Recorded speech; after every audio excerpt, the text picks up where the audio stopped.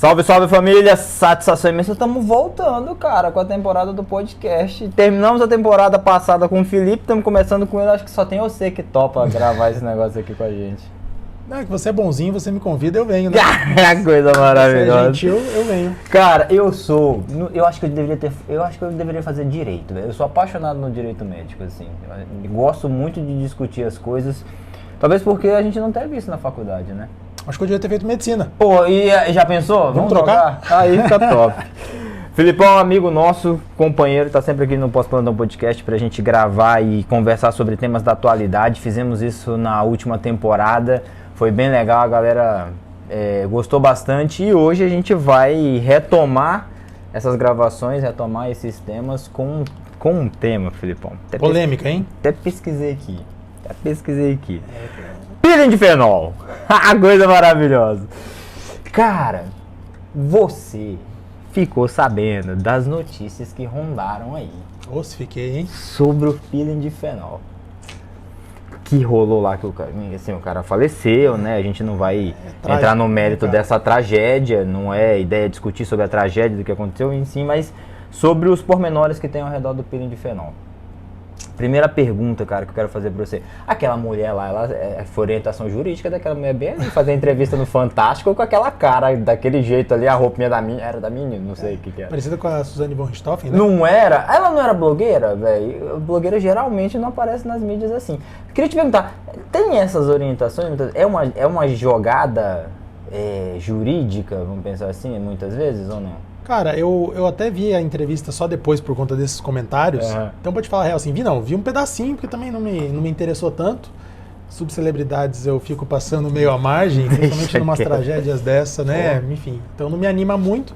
Mas, cara, eu diria que sim, até agora fazendo até um parênteses maior do que a tua pergunta, a estratégia jurídica passa por isso, é uma realidade. Vou te dar um contraponto. Em caso de grande repercussão em relação a um médico, por exemplo, que esteja sendo acusado de alguma coisa, ou um caso de repercussão, ou que ele vai dar uma entrevista, eu acho que a assessoria jurídica prévia ela é bem importante. Porque a gente vai, de fato, medir algumas coisas, não que a gente vai mentir, mas não é esse o ponto.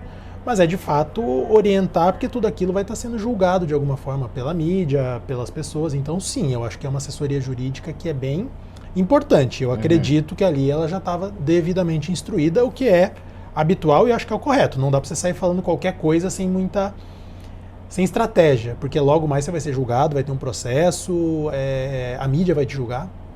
Então sim, acredito que sim, e acho uma estratégia válida, sendo bastante sincero aqui como advogado. Vocês usam de algumas estratégias, vocês da advocacia usam algumas estratégias que não é muito nosso corriqueiro, a gente não vai julgar isso daí não. Mas que eu achei muito estranho aquela entrevista, eu achei, cara. Para uma blogueira, influencer digital com 200 mil, acho que ela tinha seguidores. Muitos milhares de seguidores. Muitos milhares de seguidores lá, aparecer no Fantástico daquele jeito. Achei... Tudo é estratégia, cara. Sejamos aqui honestos, como a gente sempre é com a nossa qualificadíssima audiência. A real é essa, galera. Não tem bobo. Você não vai para uma entrevista daquela, para um veículo daquele, para falar coisas sem... Desarmado. Não vai. E faz parte do jogo. Faz parte do jogo mesmo, da estratégia ali, cara.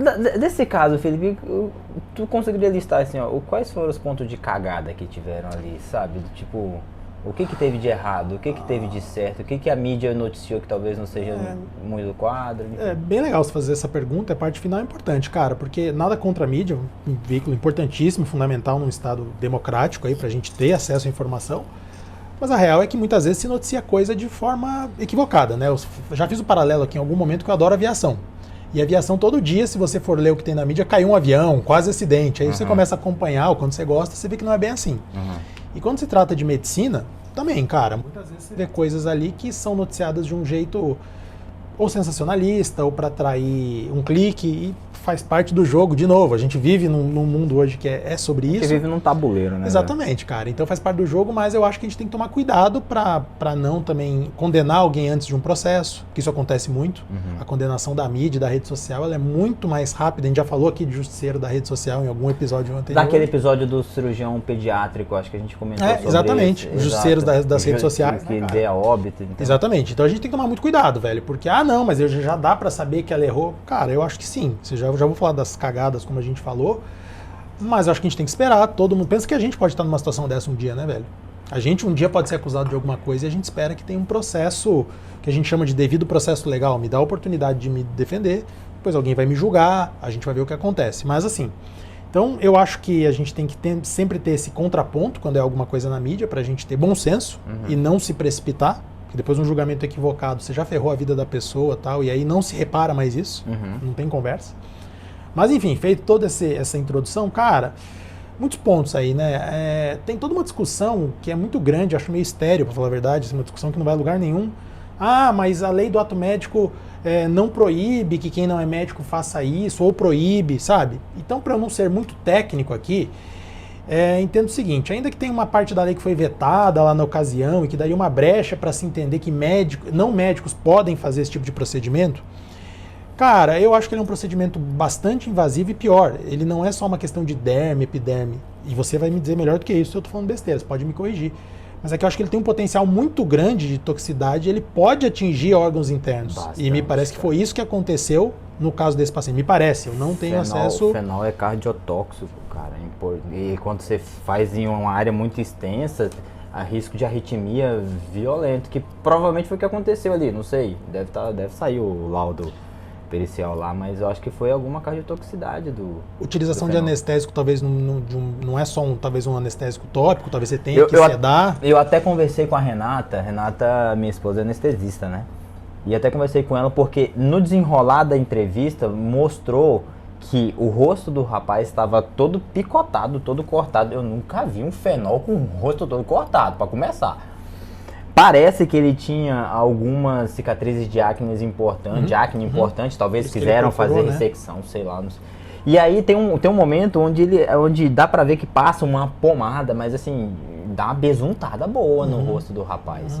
E que se for anestésico, aquilo ali, cara, faz uma absorção, já tá cortado, pomada anestésica faz a absorção. Tu sabe que eu intoxiquei com pomada anestésica. Fazendo tatuagem? Fazendo tatuagem, cara, eu intoxiquei, velho. Intoxiquei, bicho, eu passei Bem feito, pomada. Não quer passar dor? Pois é, passei a pomada, cara, começaram a fazer tatuagem, comecei a sentir gosto metálico na boca, eu falei, caramba, eu vou bater a bota aqui. Então, assim, voltando pro fenol. O fenol é extremamente cardiotóxico, cara. Entendeu, cara? Então, assim, mas de novo, eu não quero entrar neste ponto, mas porque vai ter defensor, que, né, assim, de não médicos, ou enfim, vai dizer, não, nada a ver. Não tem essa proibição, Felipe, você tá viajando, ok. Ou vai ter, né, como é o meu caso, de entender que sim, é um ato médico. E eu justifico dizendo, por essa razão. Porque a gente pode ter complicações que aí, meu amigo, você tem que ser médico para tratar, convenhamos. Não, é minha opinião. Então, assim, acho que isso é o ponto de partida. Na minha visão, repito, com base na lei de ato médico e o que a gente tem de legislação, deve ser feito por médico. Mas ok, se é um fulano que defende que não precisa ser por médico, tá tudo certo. Só que a gente passa para a parte 2, cara, que eu acho que é a principal cagada desse ponto e de outras complicações que a gente tem visto. Meu amigo, você tem autorização ética do teu conselho para fazer alguma coisa, seja ele qual for, da área da saúde, eu não estou criticando, eu só estou querendo sugerir que cada um fique no seu quadrado. Sim. Se daqui a pouco a OAB me libera para fazer peeling de fenol, porque o advogado tá matando cachorro a grito aí, agora a gente vai poder fazer peeling de fenol. Cara, eu não vou fazer, porque eu não sei tratar a complicação, amigo. Eu não sei tratar tudo que pode acontecer de ruim. É claro que eu estou expandindo aqui, estou dando um exemplo exagerado, mas o ponto que eu quero chegar é que você não ter uma proibição pela lei não significa que você pode sair fazendo qualquer coisa. Isso não é um salvo-conduto, uma carta coringa, para que se der problema, você vai falar, peraí, mas eu podia. Claro que você pode. Você pode dirigir, mas se você atropelar alguém, você vai responder por isso. Então, acho que o que as pessoas não estão pensando, quem faz, é nas consequências das coisas que estão sendo feitas. Porque, meu amigo, aí você vai fazer um troço desse, o cara morre. Você não sabe tratar. Ah, eu vou fazer só aqui um preenchimento. Tá bom, você não sabe tratar a oclusão, a hora que esse cara tiver esse problema, você não vai saber o que fazer, e o cara vai ficar com uma necrose na face, que eu já vi. Então, assim, acho que o problema só é que as pessoas estão muito corajosas. Tá faltando limite. Ou desinformadas, né? Tá faltando limite para essas pessoas. Tô falando das que fazem ainda, nem falando do paciente. Eu acho que a coragem já foi muito grande. Agora eu acho que tá faltando a desinformação, porque esses cursos de final de semana aí. Cara, como é que você vai aprender isso no fim de semana? Não, você aprende até, tudo bem, você até aprende a técnica lá, pegar o negócio, fazer a mistura e colocar, mas e as complicações, que é o que você tá falando? Você aprende mesmo, cara? Em um fim de semana? Não aprende. Eu sei que não aprende. Pô, você é cirurgião, você é médico. Eu sei que não aprende. Não aprende, velho. Não aprende. Eu sei que não aprende. Então, até teve um vídeo que eu repostei de uma dermato lá de Curitiba, que eu gosto muito, que é a Carol Gobato. Ela falou, olha, eu sou dermato, eu tenho RQE, eu posso fazer qualquer coisa como médica, eu tenho autorização legal para fazer qualquer ato médico como médica, só que eu não faço uma cirurgia na cabeça, eu não faço uma cirurgia, porque eu não tenho mais treinamento para isso, eu sou médica, mas eu fui para outra linha. Então, se eu como médica não me sinto confortável para fazer algumas coisas, imagina alguém que não tem a formação adequada e a coragem que ela tem que ter para fazer algo, sabe, cara? Então, o que me preocupa, assim, muito nesse momento assim atual é que a galera tá muito, a galera assim, tô dizendo consumidor, o paciente tá muito voltado para essa coisa de estética, e aí o cara vai se perdendo e vai se consultando com qualquer pessoa e deixa de levar critérios fundamentais na escolha de um profissional, em conta, o cara não presta atenção nisso e presta atenção em outras besteiras. O cara que você fala, o paciente? O paciente, quem vai buscar isso. Você acha que o paciente, entre aspas, tem culpa no cartório também, muitas vezes, então? Cara, eu lamento dizer isso, jamais vou justificar um óbito, uma coisa como aconteceu nesse caso, como culpa do paciente, não é isso, mas eu acho que sim. Quem vai se submeter a um tratamento dessa complexidade, ou um tratamento médico ou estético, chame como você quiser. Cara, a informação hoje ela tá muito disponível, né? Eu acho que a gente está escolhendo informações erradas. Por exemplo, a moça que fez lá o peeling tal, que deu errado, que matou o cara, ela era blogueira, ela tinha 200 mil seguidores, sei lá. Velho, Instagram não é métrica para você decidir se o profissional é bom ou não. Exatamente. Mas eu quero olhar isso porque aí aquilo lá me dá um bom indicativo. Massa, pode começar por lá então. Se você, eu acho que não vale nada, mas se você quer começar por lá, manda ver. Agora, você viu o nome lá, Bruno? Dr. Bruno. Opa, deixa eu ver se ele é médico. Vai lá no site do CFM ou do CRM, até para quem não sabe, pesquisa o nome dele lá. E vai aparecer se ele é médico. Pesquisa se ele é dentista, tem no Conselho Federal de Odontologia. Feito isso, vou ver se esse cara tem uma especialização, se ele tem um RQE, né, que é o Registro de Qualificação de Especialista, se ele atua numa determinada área da medicina. Cara, pesquisa. O Google ele não serve só para você ver fofocas da separação do Belo e da Graciane. Eu não sei se é Graciane o nome dela. Graciane Barbosa. Sei lá. Ele serve para pesquisar coisa importante. Então me incomoda muito isso, cara. Eu acho que as pessoas elas estão se achando muito informadas, mas estão desinformadas. É tipo escolher andar num carro sabidamente sem freio. Ele tem só parcela de culpa. Você vai comprar um carro usado, tá? Ou um carro. Você não pesquisa nada antes, juro por Deus. Você vai lá na loja, é 200 pau o carro. Você vai, fechou. Você não pesquisa quantos cavalos ele tem, quais são os sistemas de segurança que ele tem, não. Você vai comprar um carro usado. Você não vê a placa, você não vê se tem multa. Você vê.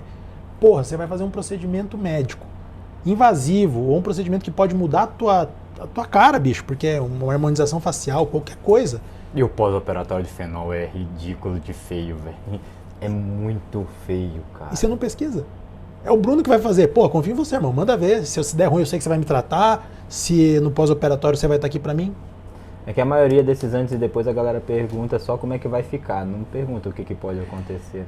Então, velho, respondendo a tua pergunta, sendo bem sincero, sim, eu acho que a gente acaba tendo culpa pelas escolhas que a gente faz, enquanto paciente. Porque você tem informação para isso. De novo, nunca vai suplantar, isso não vai substituir a responsabilidade do profissional que age mal. O erro está todo na mão de quem faz isso. Só que eu acho que o paciente, até por uma questão de segurança própria, precisa pesquisar. E não dá para dizer que não tem mecanismo de busca hoje. No Google, a gente consegue. Então, assim, pelo amor de Deus, parem de usar de métrica seguidor, amigo. Instagram. Não, Felipe, você é frustrado porque você tem poucos seguidores. Verdade? Não, verdade não, porque eu não ligo, mas... Você tem poucos seguidores? 3.500. É porra? É pouco pra caramba. Só que, cara, o que eu quero dizer só eu não tô falando isso porque eu sou frustrado com isso. Sou com outras coisas. Sou com o meu time que leva empate do Flamengo no fim. Não tô falando pra você mudar de time. Mas deixa pra lá. Mas assim, brincadeira à parte, cara, não usem isso como única métrica, por favor. Isso é besteira. Isso é burrice. Eu já vi profissionais que não são tão bons com milhares de seguidores e um cara que é um puta profissional com RQE que mal tem Instagram. Sim. Não tô querendo dizer que é ruim a métrica do Instagram, mas ela não pode ser a única e ela tem que ser a última que você vai considerar para os outros efeitos. Mas me desculpa, você como médico me fala se eu tô viajando aqui, se eu tô sendo... Cara, eu até sigo um monte de médicos, de dermatologistas, cirurgiões plásticos e tudo mais, e recentemente, por conta disso, do desenrolar dessa questão do fenol, se não me engano, saiu um projeto de lei ou uma lei em São Paulo falando sobre a questão do fenol, colocando como lei, eu vou dizer no meu termo que não conhece, colocando como lei o fenol sendo aplicado por médico, e lá dizia preferencialmente dermatologista ou cirurgião plástico. Isso fere o ato médico, por exemplo, se você não tiver um RQE em dermatologia, se você não tiver um RQE em cirurgia plástica, por exemplo, mas você já tem expertise, talvez de um treinamento prévio, já passou bom tempo treinando sobre isso, acompanhando profissionais sobre isso, isso fere o ato médico? Cara, até onde eu vi, se eu não estou enganado, é um projeto de lei, então ele nem virou lei. Esse tipo de iniciativa muitas vezes trava antes de virar lei. Eu tenho muitas dúvidas se o Estado, porque, cara, também entrando aqui numa discussão bem técnica do direito, a gente tem competências dos entes para legislar sobre alguma coisa. Por exemplo, a União, o Estado brasileiro pode legislar, criar leis sobre algumas coisas, os estados podem criar e os municípios podem criar, só que elas não são concorrentes. Cada um faz uma. E eu nem tenho certeza se o Estado pode proibir esse tipo de coisa. Então, acho que o primeiro ponto seria um questionamento em relação a essa validade do ponto de vista de uma lei estadual. Tá. Já acho que ela já sofreria questionamento. 2, você abordou um ponto muito importante. Será que a gente não vai ferir justamente lei, não só do ato médico, mas aquilo que são as competências para o médico lá, pela lei que nós temos lá de CFM fiscalizar e tudo mais? Eu acho que sim. E isso tem sido muito recorrente quando a gente proíbe, por exemplo, alguns profissionais que não têm RQE ou que não são. Apesar que se a lei falou em preferencialmente, ela está dando um indicativo, ela não está proibindo. Eu vou pesquisar aqui, mas se não me engano ele coloca lá preferencialmente. Aí tá tudo certo. Agora. Mas assim, também, preferencialmente pode ou tudo bem se não for, né? Sim, velho? sim, Mas, sim. então assim, só que de novo, eu acho que volta muito porque a gente falou no começo do papo.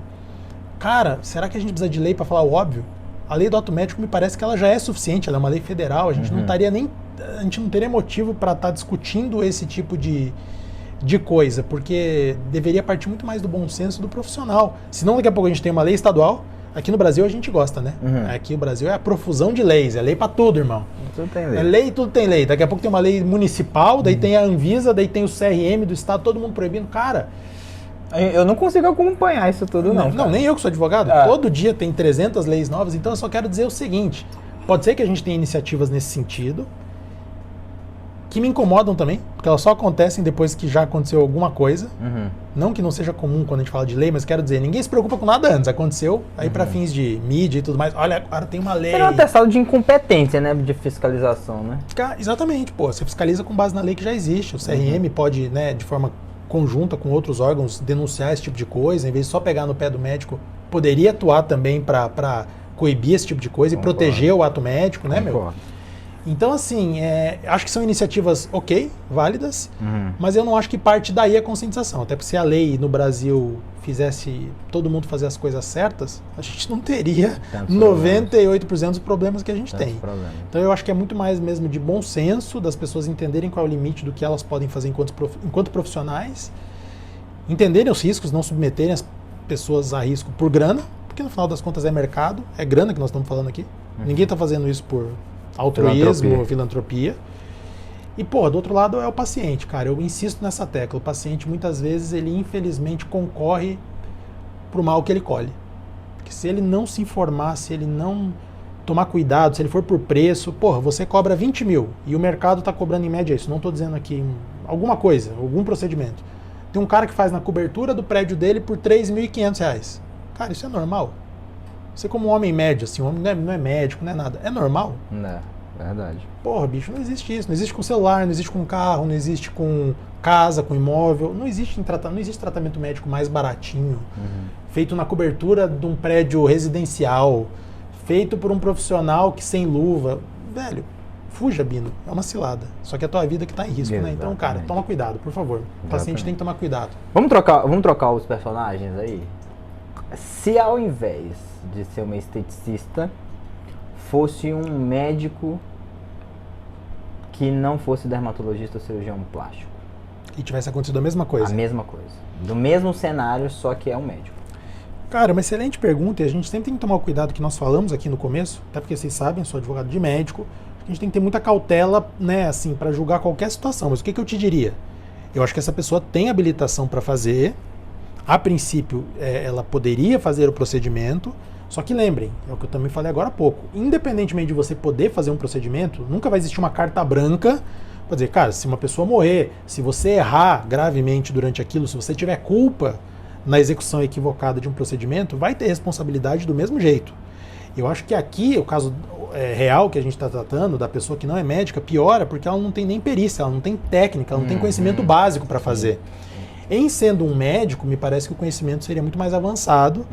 Já não, talvez não se tivesse partido daquela premissa de, não sei nem como dizer, como... Eu não sei o que foi aquilo, fazer um microagulhamento prévio, fazer... Eu tentei, mas né? não sei o que E outra, cara, olha, o procedimento ele é muito invasivo, como a gente falou, tem o perigo aqui. Cara, então eu vou ter um anestesista junto, que vai estar aqui monitorando sinais e tal, se acontecer alguma coisa, eu sei fazer a intervenção. Que era a nossa discussão, a minha da Renata, do tipo, poxa, beleza, o fenol, ele é cardiotóxico, pode causar arritmia e tudo mais, mas o que daria para fazer diferente?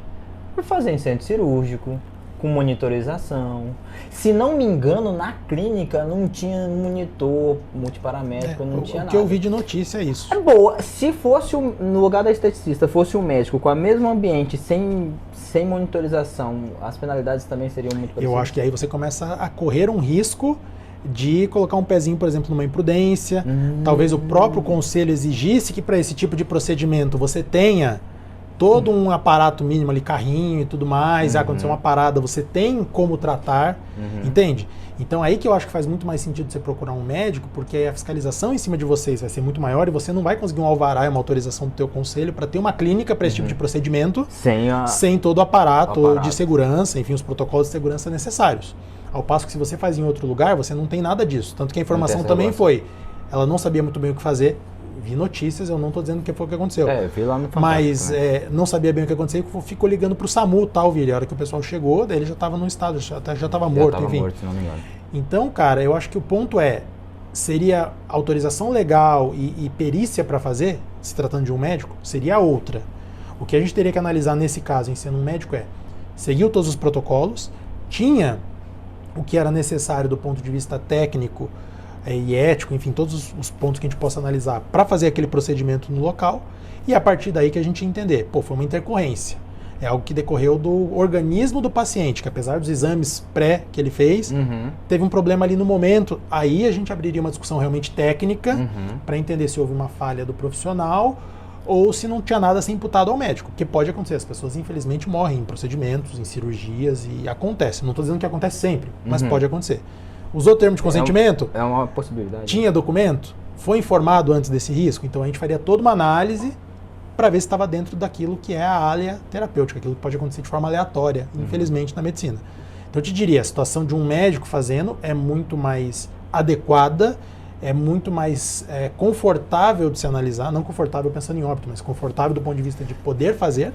Só que a gente teria que fazer toda essa análise para entender se teve algum tipo de culpa do profissional, que é o elemento principal para ter uma condenação. Então é culpa, agiu mal ou não. Então acho que ficaria muito mais razoável de fazer essa análise do que de alguém que não tem perícia para fazer isso. Se o Felipe for fazer isso, eu não estudei, bicho. Você pode me dar um curso aqui fim de semana, mas eu não vou saber fazer. Então eu tô ferrado. Então a análise de quem não é médico vai ser sempre muito mais difícil. Excelente, muito bem. Esse foi o nosso episódio com o Felipe, o advogado de milhões. Você tá cheio de cliente bom, não tá? Tô nada. Fora eu, o restante, tudo rico. Não, você é o meu melhor cliente. Você tá fudido então, né? Não. Chora muito, chora muito. Esse foi o nosso episódio sobre o peeling de fenol, para tentar trazer para vocês aí algumas informações a respeito desse caso. Um pouquinho mais... foi um caso muito difícil, foi um caso trágico e... Vamos ver como é que vai ser o desenrolar das coisas durante esse processo aí. Tu vai avisando a gente. A notícia tem um juízo. Como que a vó dizia pra gente? Canja de galinha e... Não é juízo. O que a vó falava? Falava desse trem de canja. Falava, pô, juízo e canja de galinha não faz mal a ninguém. Faz mal a ninguém. Uns troços assim, galera, tenha juízo. Você tem que saber o limite do que você pode fazer. Como profissional e você como paciente, tenha juízo de onde você vai buscar o profissional que vai te atender. Sem isso, o risco de dar merda, depois põe, é grande. Tem que ter juízo. Grande abraço.